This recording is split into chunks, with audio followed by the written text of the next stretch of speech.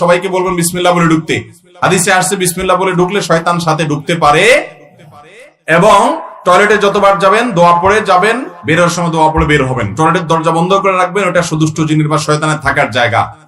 খাবার খাওয়ার পর হাড্ডি বা আপনার অন্যান্য যে কাঁটা ইত্যাদি আছে এগুলোতে পানি না ফেলে শুকনা জায়গায় রেখে এগুলো বাহিরে এমন জায়গায় ফেলবেন যাতে অন্যান্য পশু পাখিরা খায়, কারণ বিভিন্ন হাদিস থেকে এসেছে এগুলোর উপরে জিনদের খাদ্য প্রস্তুত হয়, অলৌকিক অদৃশ্য, যেটা আমরা দেখি না।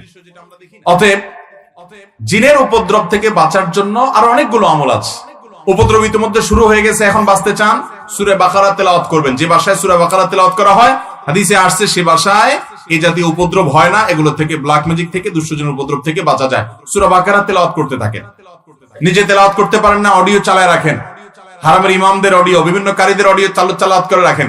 পরীক্ষিত আপনার বাসায় অস্বাভাবিক আচরণ দেখছেন, দুষ্টজনের প্রভাব মনে হচ্ছে, আপনি আমলগুলো শুরু করেন। সেই সাথে